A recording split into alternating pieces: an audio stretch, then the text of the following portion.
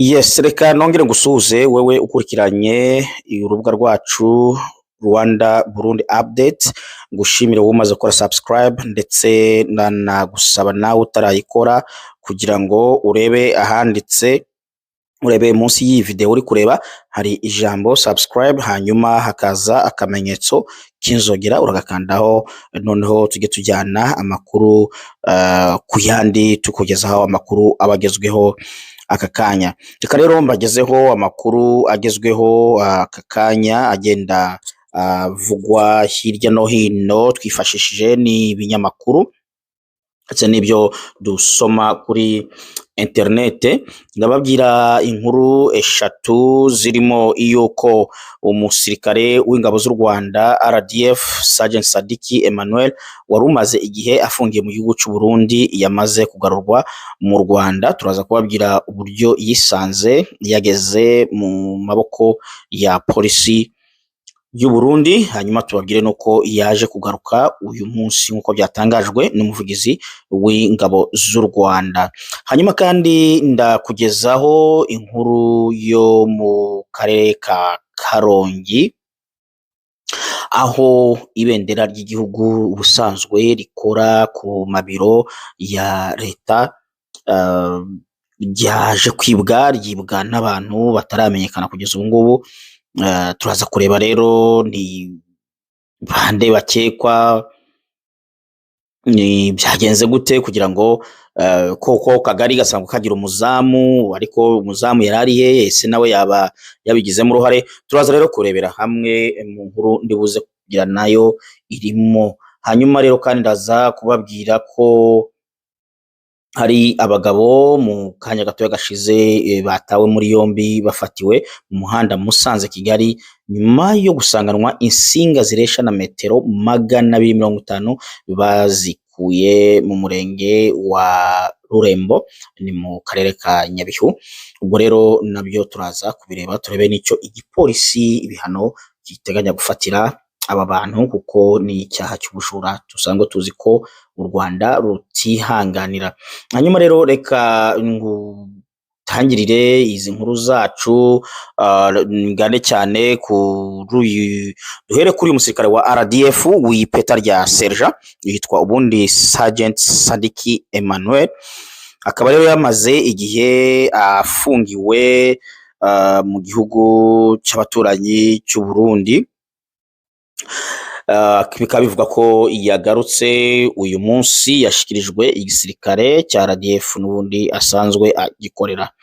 Uyu musirikare rero akaba ari ubusanzwe ku itangazo ry'igisirikare cy'u Rwanda ryavugaga ko uyu musirikare yarenze ku mupaka w'u Rwanda n'u Burundi, babikoze kubera kutabimenya, yisanga deja ku mupaka. Bivugwa ko yari n'umushoferi ubundi wa RDF, bityo rero akaba atarabikoze abigambiriye nkuko igisirikare cy'u Rwanda cyabitangaje bakimufata. Hanyuma rero nkuko uyu munsi byatangajwe n'umuvugizi wa RDF Brigadier General Ronald Rwivanga, yemeje ko uwo musirikare yarekuwe kandi akagezwa mu gihugu cye. Yagize ati yaragarutse, baramuzanye rwose. Hanyuma rero Sergeant Sadiki yari yarafunzwe nyuma yo kwambuka umupaka wa Gasenyi Nemba ajya i Burundi atabigambiriye, nkuko byatangajwe nyine mu itangazo rya RDF ryo kuwa 24 Nzeri muri uyu mwaka wa 2025 turimo. Itangazo ryavugaga ko ubwo yambukaga yahise atabwa muri yombi n'igipolisi cy'u Burundi, hanyuma agafungirwa kuri station ya polisi ya Kirundo, ni muri komine ya Busoni mu ntara ya Butanyerera, aha ni mu gihugu cy'u Burundi.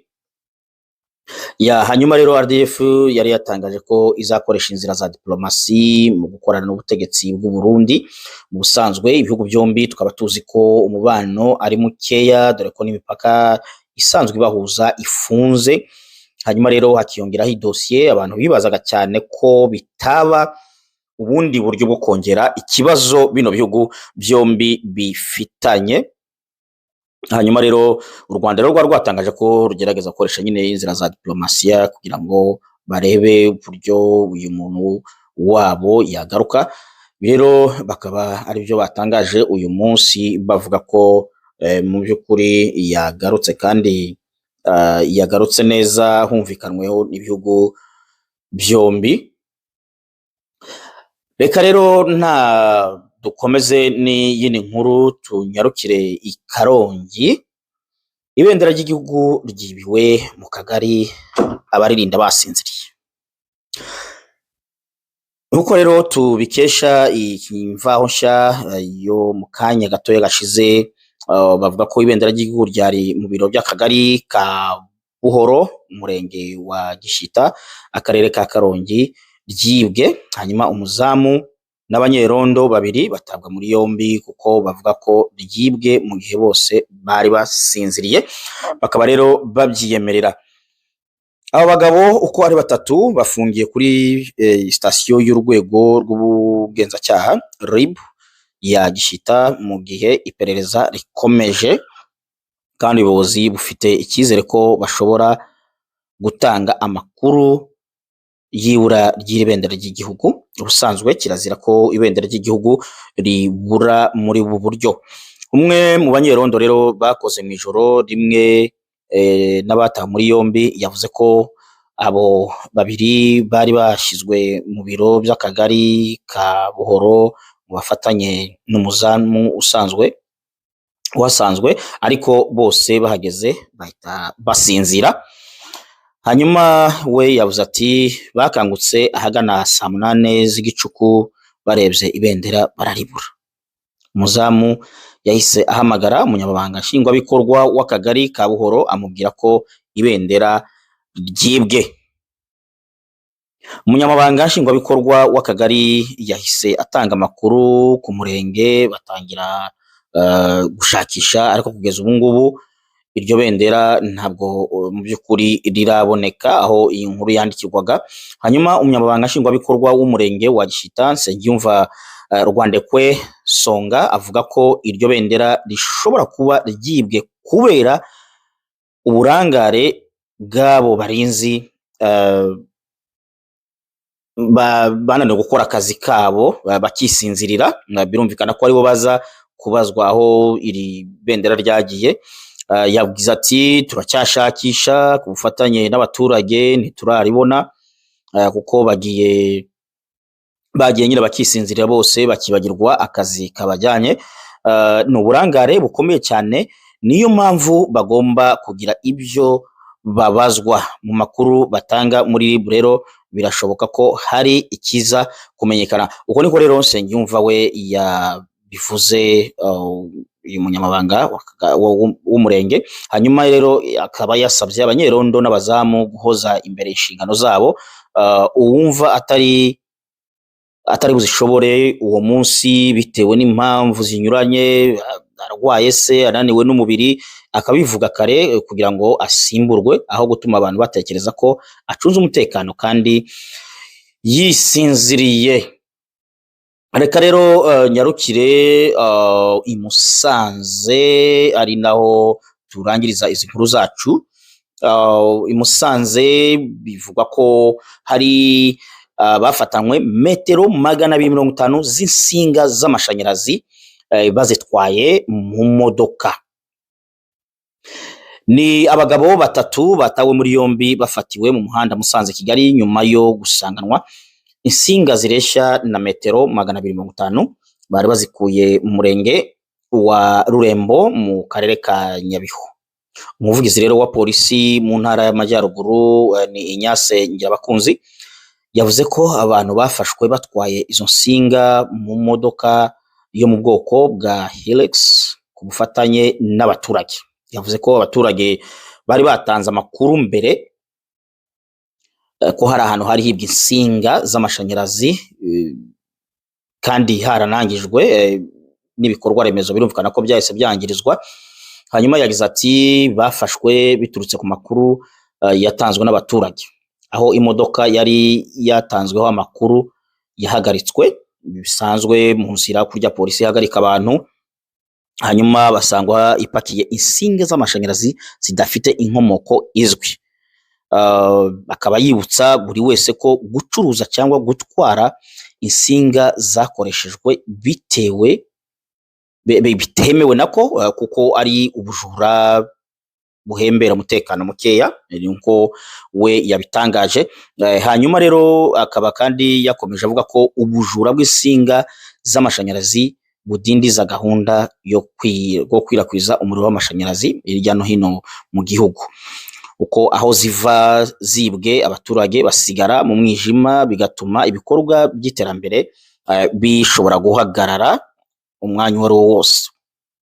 Hanyuma rero ipengera abakunzi ashimira abaturage bakomeje kubafasha mu gutanga amakuru, kandi akangurira buri wese kwirinda ibikorwa byo kwangiza ibikorwa remezo kuko ari igihombo ku gihugu cyose. Bamwe mu baturage rero bo mu mujyi wa Musanze bavuga ko abiba insinga z'amashanyarazi bateza ingorane zikomeye zirimo ibura ry'umuriro, kudindiza ubucuruzi n'imibereho y'abaturage yabo ya buri munsi. Hanyuma